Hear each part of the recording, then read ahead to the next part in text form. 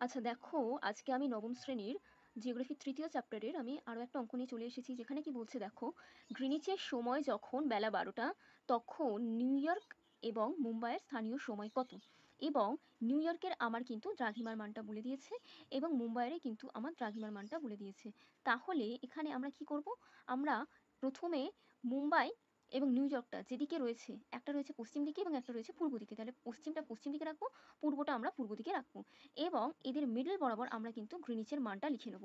গ্রিনিচের মানটা কি আমরা জানি, 0 ডিগ্রি। এবং গ্রিনিচের সময় কি বলেছিল তখন, বেলা 12টা। তাহলে বেলা 12টা থেকে মুম্বাই যেহেতু পূর্ব দিকে রয়েছে, কারণ মুম্বাইয়ের দ্রাঘিমা আমাকে কত বলে দিয়েছে, 73 ডিগ্রি পূর্ব। তাহলে 0 থেকে 73টা বেশি বড়, তাই কিন্তু আমরা এটা পূর্ব দিকে, বেশি পূর্ব দিকে কিন্তু আমরা রেখেছি।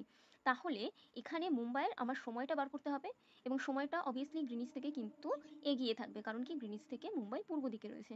ঠিক সেরকমই গ্রিনিচ থেকে নিউ ইয়র্কের সময় কিন্তু পিছিয়ে থাকবে, কারণ নিউ ইয়র্কটা গ্রিনিচ থেকে পশ্চিম দিকে রয়েছে। এরপরে নিউ ইয়র্কের সময় কীভাবে আমরা নির্ণয় করব, নিউ ইয়র্কের সাথে যদি গ্রিনিচের দ্রাঘিমার পার্থক্য বার করতে হয়, তাহলে আমি দুজনের দ্রাঘিমার মানটা যদি আমি লেস করে দিই, তাহলে আমি এখানে পেয়ে যাচ্ছি 74 ডিগ্রি। এখানে গ্রিনিচ থেকে আমি নিউ ইয়র্কটা নাও লেস করতে পারতাম, কারণ আমি মুখোমুখি হিসাব করে নিতে পারতাম, কিন্তু স্ট্যান্ডার্ড নিয়ম অনুযায়ী আমরা কিন্তু এখানে লেসই করে দেবো।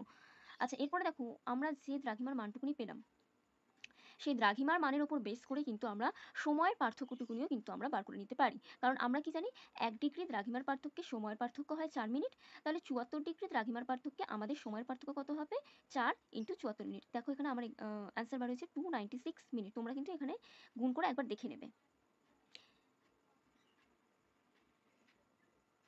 এবং দেখো এই 296 মিনিটটা কিন্তু আমরা এখানে, কারণ যেহেতু সময়ের পার্থক্য বার করছি, তাই কিন্তু আমরা এখানে এই মিনিটটাকে ঘন্টা মিনিটে আমরা রিপ্রেজেন্ট করে দেবো। এবং ঘন্টা মিনিটে রিপ্রেজেন্ট করতে গেলে আমরা কি জানি, মিনিটকে যদি আমরা ঘন্টায় নিয়ে যাই, তাহলে আমরা 60 দিয়ে আমরা ডিভাইডেড করে দিই। তাই দেখো আমরা কিন্তু এখানে 60 দিয়ে আমরা 296কে কিন্তু আমরা ডিভাইডেড করে অ্যান্সার কি পাচ্ছি, 4 আওয়ার 56 মিনিট। তাহলে এটা হচ্ছে যে কি নিউ ইয়র্কের সাথে গ্রিনিচের সময়ের পার্থক্য দাঁড়াচ্ছে।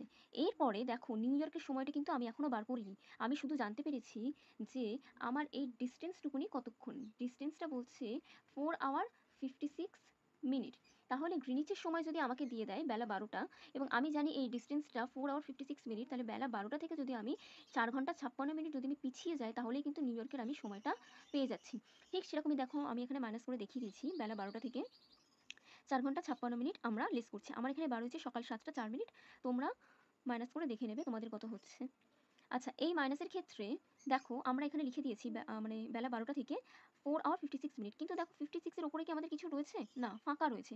তাহলে আমরা এই জায়গায় কি করব, 1 ঘন্টা এখান থেকে কমাবো, এবং 1 ঘন্টা মানে কত মিনিট, 60 মিনিট। তাহলে সেই 60 মিনিটটা কিন্তু আমরা এখানে অ্যাডজাস্ট করে দেবো।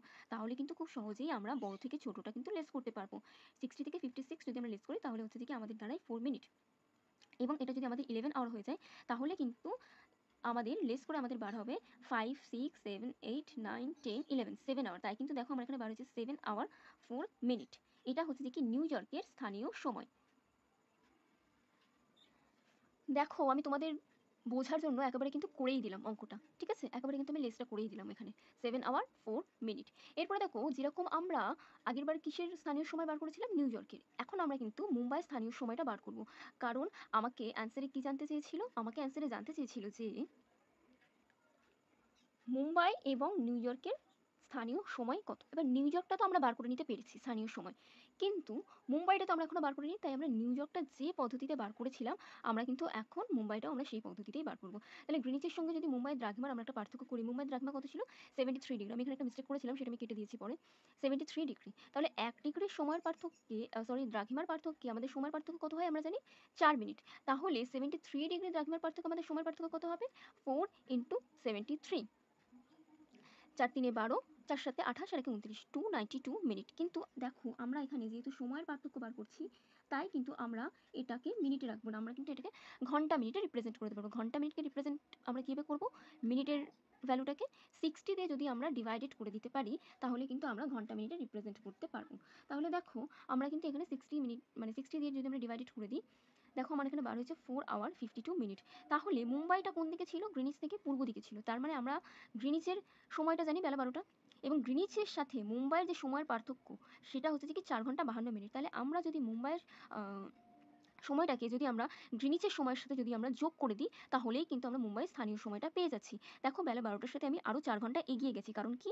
গ্রিনিচ থেকে মুম্বাইটা ছিল আমাদের পূর্ব দিকে এগিয়ে ছিল। এগিয়ে থাকা মানে কি? আমরা সময়টাকে যোগ করে দেবো। তাই কিন্তু যোগ করে দেখো বিকেল ৪:৫২ আমার এখানে বার হয়েছে।